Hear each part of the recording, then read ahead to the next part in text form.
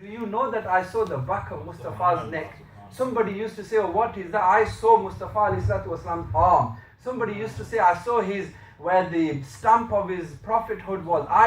They used to look for opportunities. Usman Ghani saw a part of the skin of Mustafa ﷺ, and Mustafa said, no, if angels are doing haya from him, I need to do haya from him. But when we're walking in the streets, how much haya do we have? How much haya does our daughters have? How much haya does our sisters have? You don't have to go and beat them. Only thing you have to say is, look, if our mother does parda from a person that is in grave, you're going in front of people that are alive. Go to your brothers and your fathers and say, look at Prophet's companions' haya. Tell me one companion who did not have haya in his life. When you tell people to be of haya, sometimes people say, oh, these are the wording of Maulvis, and this is a way the people of free life. We love modernization. Somebody came to Sheikh Sayyid Ramadan al-Bhuti, a delegation came. And Sheikh Sayyid Ramadan Bhuti, he was known for his philosophy and aqidah. Very strong person. The Deobandis, the Wahhabis, the Arab Wahhabis, the stern Wahhabis, not these Wahhabis. The Arabs which are stern, they used to be petrified of Bhuti. They used to hate Bhuti. They said you cannot enter to do Hajj or anything. This is how much they used to hate him. The delegation from Spain came, and we were in the majlis, and his delegation came, and Sheikh Bhuti said, why do you uncover your hair? And she said, the reason why we uncover, this is modernization. And Sheikh Bhuti, he had a style of, he normally used to sit like this, and he put his hands like this, and he's, mashallah, the people of Africa are so modern because they don't even wear clothes. They don't even wear clothes. So if modernization is determined by how much you uncover, he says, go in Africa. Go in Africa. But this is not modernization. Modernization is, we need to go back to the way the companion used to live. We need to go back. Because when companion used to live, they came all the way to Spain. We came and we let Spain go. We can't even defend the territories we used to have. That's because the companions' lives have gone out of our lives. Come forward. We need somebody to be like Abu Bakr, never tell a lie. How many Muslims do you have today? And be honest, they'll deal with a non-Muslim because they say he's more truthful than a Muslim. Be honest to yourself. You go and buy a car and say, I'm not going to a Muslim because he's done something to the mileage. Why? Because we have created that atmosphere. How many of us here is Farooq? How many of us is Ghani here? Mawlai Kainat, he used to feed the world, but he never used to eat himself. Look at Sayyidah Fatima. Mustafa alayhi salatu wasalam came. Mustafa alayhi salatu wasalam came, lifted Imam Hussein in his own hands at the time of birth and said, Fatima, Jibrail has already told me where he will be martyred. Jibrail has already told me where he will be martyred. People here who have children know, your child has a headache, you run to A&E. You run to a private hospital. You go to doctors. Why? Because my child has a headache. My child has this. We run. But Sayyidah Fatima's child has just born. Mustafa is giving that glad tidings. He says, I know the place. Jibrail has told me that he will be martyred at such and such place. What has gone over the heart of that mother who hasn't even seen the child properly at the time of birth? Mustafa has given that glad tidings. I know the place. Jibrail has told me. She raised her hand and says, Ya Allah, if this is from you, give him steadfastness. Give him istiqamah. Give him istiqamah. These were our mothers. These were our leaders. These were our role models. You've changed your role models. You are terrified of death. You have changed your role models. You have become weak. But when we had the role models of the companions, we were a strong nation. Our companions used to give khutbah on the mimbar of Medina, and the empire, Roman empires, used to be terrified in their own territories. Today, we have people, they say, we want to bring change. We don't want change. We want to go back to the old ways. We want to go back to the old ways when an elder used to come through the door and we used to stand up for respect. We want to go back to the old ways when our mother used to be sat there and we used to be able to kiss her feet and say, Mom, I'm going to college. We want to go to the old ways when we used to leave the house and we used to kiss the forehead of our father and say, Baba, I'm going now. And he used to say, go in the will of Allah subhanahu wa ta'ala. We want to go and leave our home for work and have our wives looking after our children, having this contentment that my wife will not enter anybody into the house who I disagree with. We want to go back to that world. We don't want to come back into this modernization where we come back from work and the wife is sad and says, you make a cup of tea and you make one for me. We don't want to come back where our mothers have become alienated from our thought. We don't want to go into this world where our parents, our elders are going into nursing homes. We do not want to go into this world where our children are fearful of opening books. We don't want to go into this world where a child stands up to his father and curses his father. We want to go into that world when our father stands and the child lowers his head and says, whatever you will say, I will follow. We want to go back into that world. Do not be fooled about this modernization. Modernization is great if you utilize it properly. But if that modernization contradicts the character of Mustafa alayhi salatu wasalam, reject that modernization. People need to understand today, it is us that need to take the deen to the next generation. And that generation is thirsty. That generation needs a deen which they could follow in this part of the world. Wear your jeans, wear your t-shirts, wear your vest, but as long as you are covered according to Sharia, do whatever you like. Remain within the boundaries of Sharia, even when you are living in UK, whether you are living on your own, you have to remain in the boundaries of Sharia. You look at our companions, they never left Sharia, the dunya has never left them. Today we are praising Sayyidina Usman Ghani. I have never seen him. You have never seen him. Books are written in his praise. Even the people that hate him write book in his praise. Why? Because he turned away from the dunya. Dunya is following him. The Tasawwuf ulama, the Sufi ulama have stated that this dunya is like your shadow. You run after it, you will never be able to catch it. It always be a step ahead of you. Turn your face and run the other way and the shadow will follow you. This dunya will follow you even if you leave this dunya. But if you run after this dunya will never come into your hands. You are living in this dream is false. Please come back into the character of Mustafa alayhi salatu wasalam. This Haq Chaar Yaar mehfils, we only have this, we only teach or we only state the narrations we have, not just because so you could say that he's come from Sheffield, he's come from Dudley, they've come from Newcastle, and everybody says, mashallah, look, he had a great voice, he had a brand new book. This is not the purpose. The purpose is that we are speaking about Usman Ghani so you could leave out of that door implementing his character. Implement his character. This is the purpose of these mahafil. Irfan Shah doesn't want you to tell him how great Irfan Shah is. Irfan Shah knows how great he is. Because Irfan Shah has retired from the grounds where people are just entering. He's retired. He's Sultan al-Munazireen. When Munazir gets stuck, they come to Irfan Shah and they say, look, we're stuck. He says, go this way. So Irfan Shah doesn't want to come here and say, look, you know how great I am. He doesn't want you to praise him. He wants you to become Irfan Shah. He wants you to become Irfan Shah. He doesn't want to go city to city. He wants cities to come to him.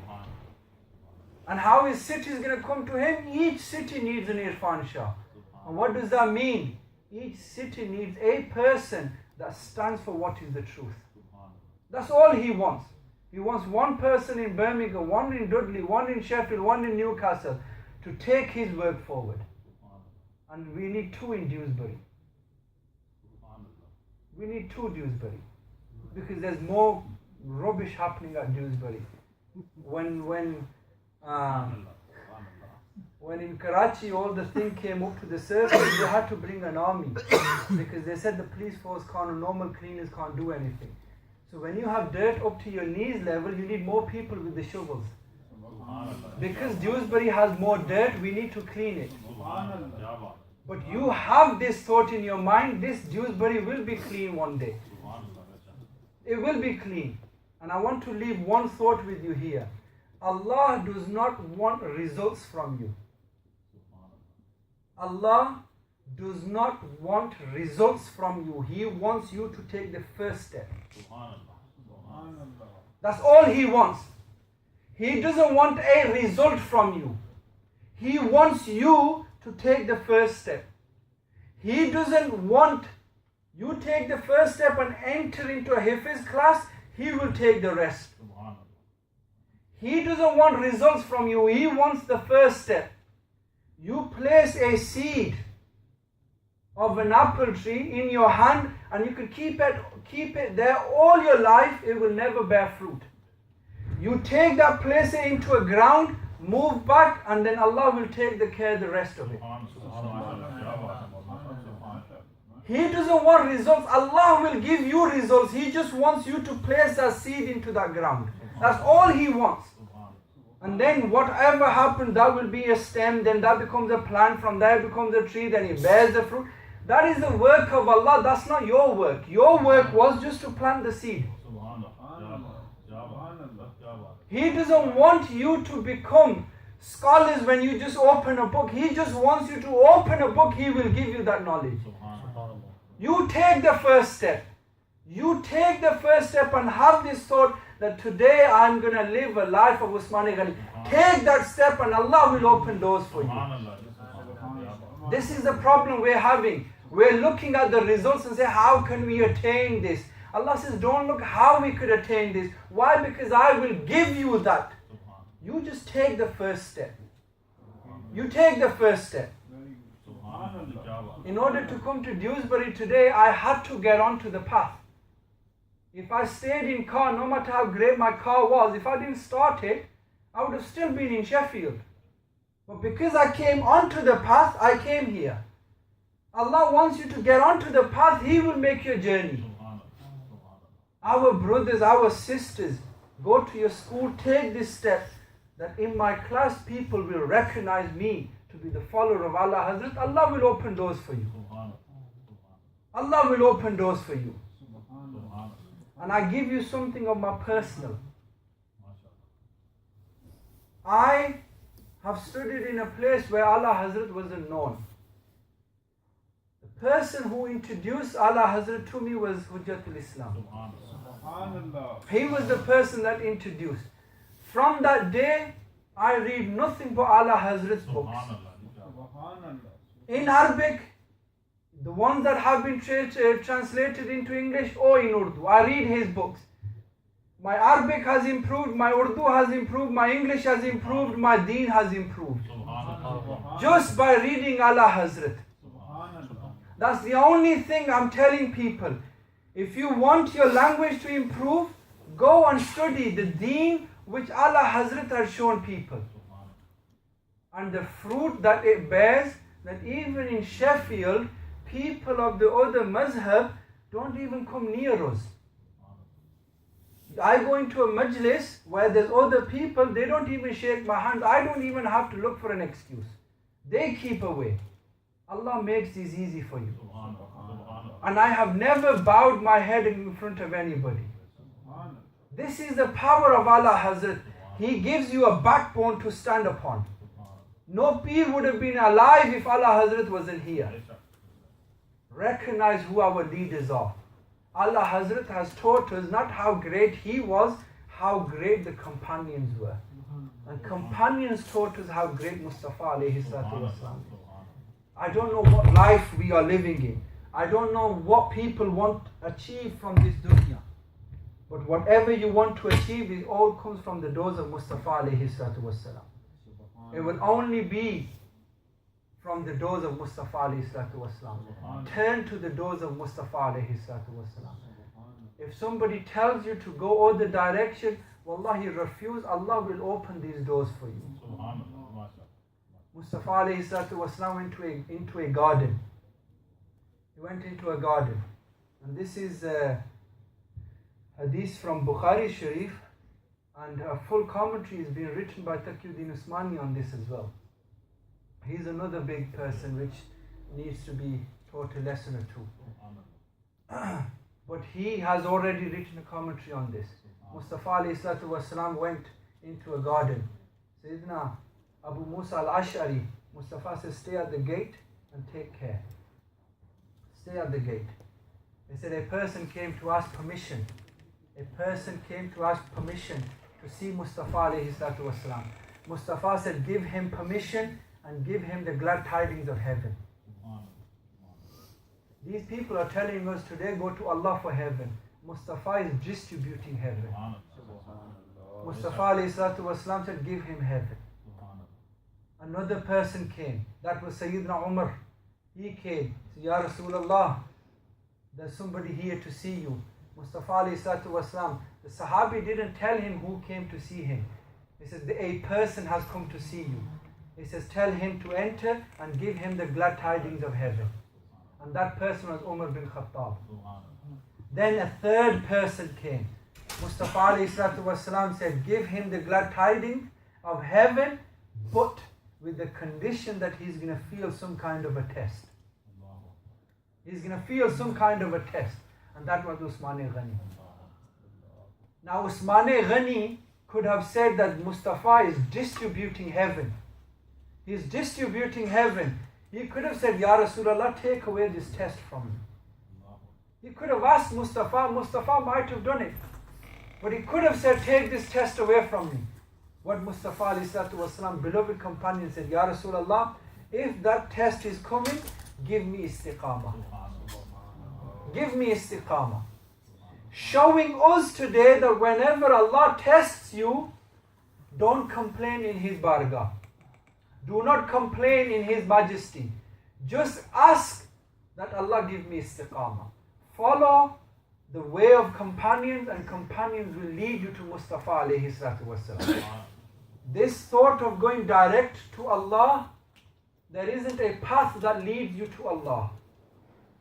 When we read Ihdina as-sirat al-mustaqim, that leads us on this straight path. Which is the straight path?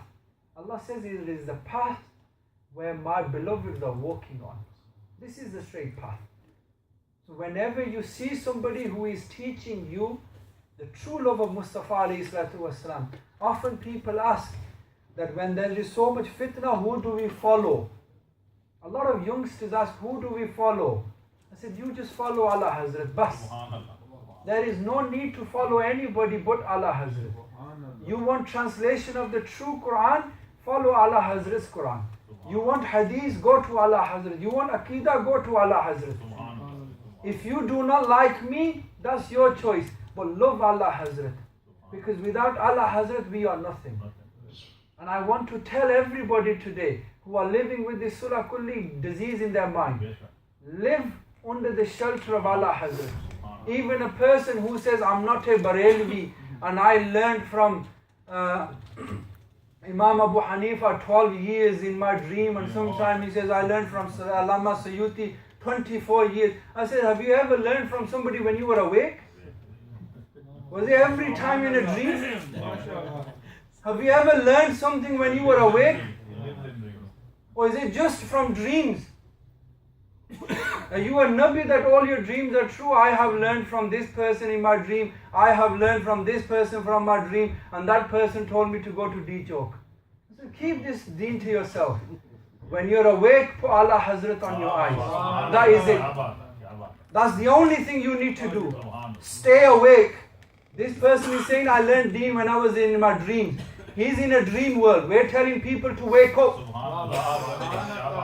He's telling you to go to sleep and then learn the deen. We're saying wake up and learn the deen. Don't sleep and learn deen.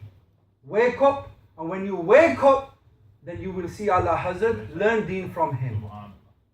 Hujjatul Islam teaches you nothing but the teachings of Allah Hazrat. And I'm going to tell all my Shami brothers and Shami sisters or Arab brothers and sisters, first of all, we need to make a pact that we need to translate the books of Allah Hazrat, and so the Arab world know who Allah Hazrat is. And secondly, tell the youngsters today the greatness of Allah Hazrat. I could guarantee you the way Allah Hazrat understood deen in this life, nobody has understood it. Some people say that these, I remember once speaking to Sheikh Bhutia, it was Eid day. And in the Arab world, if anybody's been to the Arab world, first 3 days, the Sheikh of the masjid meets and greets people who come and meet and greet him. They stay in their offices. And you could ask a question. I translated Ashraf Ali Thanvi's ibarat, which people say that the Arab world did no kufr or no nothing. I translated it to him. And he stated once he listened to that, he says, Wallahi hadha al-kufr. He said, this ibarat is full of kufr. But until they're not aware, they can't give you that fatwa of kufr. This is a dream our people are selling to this world. Look, Wahba Zuhaili never committed, never gave the fatwa of kufr. How can we do it being his student? Reason why he never did, because we never gave that ibarat to him. Sheikh Bhuti, I personally gave it to him. He gave the fatwa of kufr directly. Our brothers, my brothers, please understand one thing from this mehfil is that we need to put the character of Mustafa alayhi salatu wasalam through the eyes the way Sahaba used to see him. Sayyidina Umar Farooq, people say Surah Kulliya, he's right. Sayyidina Umar Farooq, when he used to see that somebody uttered in slight respect, slightly above his voice, his hand was already at his sword. His hand was already there. And today they say, oh no, we don't spread the deen with the sword. We don't spread the deen with the sword, but we defend it with the sword. People, you need to understand that you need to learn the deen the way Allah Hazrat has taught you. Take that by you today. Take that. People normally say, go to Hujjatul Islam, and we used to sit with him. And Hazrat, you will be also aware. People used to say, Hazrat Sahib, give me ta'weez, my head always hurts. Hazrat, give me ta'weez for this, give me ta'weez for that, give me ta'weez. I'm giving you a free ta'weez without any charge. No charge. I'm giving you a free ta'weez. And something that you could write on yourself as well. And something that you could blow in the water yourself. Free ta'weez. Every time you drink water, just read Allah Hazrat's name and blow on it. You will never have any fitna in your body. Just take Allah Hazrat's name and put ta'weez in your eye. Just write Allah Hazrat, shaitan will never come near you. Take that first step, and Allah will make that easy for you. May Allah subhanahu wa ta'ala give us the tawfiq and understanding. Alhamdulillahi Rabbil Alamin.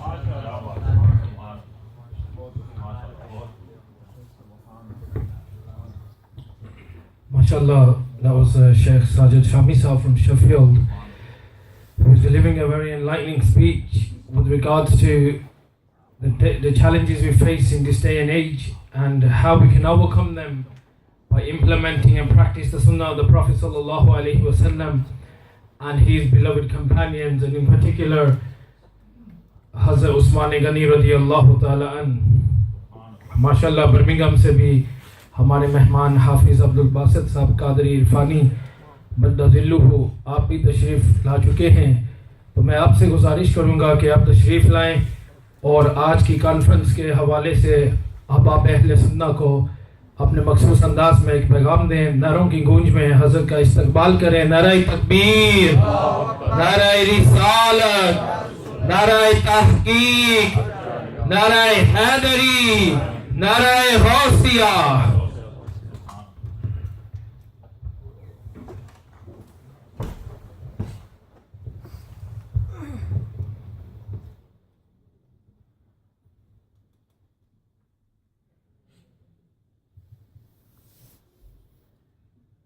الحمد لله رب العالمين والعاقبة للمتقين الصلاة والسلام على سيد الأنبياء والمرسلين وعلى آله وأصحابه أجمعين أما بعد فأعوذ بالله من الشيطان الرجيم بسم الله الرحمن الرحيم قال الله تبارك وتعالى في شأن حق حبيبه مخبرا وآمرا إن الله وملائكته يصلون على النبي يا أيها الذين آمنوا صلوا عليه وسلموا تسليما اللهم صل على سيدنا مولانا محمد وعلى آل سيدنا ومولانا محمد معدن الجود والكرم وآله وأصحابه وبارك وسلم وصل عليه الصلاة والسلام عليك يا سيدي يا رسول الله وعلى آلك وأصحابك يا سيدي يا حبيب الله الصلاة والسلام عليك يا سيدي يا نبي الله وعلى آلك وأصحابك يا سيدي يا نور الله. اللہ رب العزت جل جلالہ و منوالہ کا کروڑا شکر ہے کہ اس نے ہمیں اپنے پیارے حبیب علیہ الصلاۃ والسلام کی امت میں پیدا فرمایا اور پیارے آقا علیہ الصلاۃ والسلام کی برگاہ میں درود و سلام کا نذرانہ پیش کرنے کے بعد محترم و محتشم سامعین ذی وقار السلام علیکم ورحمۃ اللہ وبرکاتہ.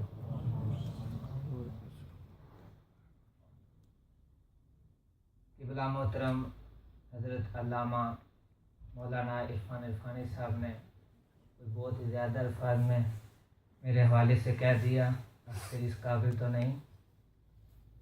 اللہ رب العزت جل جلالہ و منوالہ کا فضل و کرم ہے، سرکار کی نظر رحمت ہے اور پیر مرشد کی نگاہ عنایت ہے کہ آپ کے سامنے کھڑا ہوں اور جو کچھ آپ نے پیر مرشد کے قدموں میں رہ کر سیکھا سمجھا وہی بیان کرنے کی کوشش کروں گا. اللہ تبارک و تعالی مجھے حق بیان کرنے کی توفیق عطا فرمائے. تو آج کی کانفرنس کے حوالے سے حضرت عثمان غنی ذو النورین رضی اللہ تعالی عنہ مجھ سے قبل شفیع سے تشریف لائے ہوئے حضرت علامہ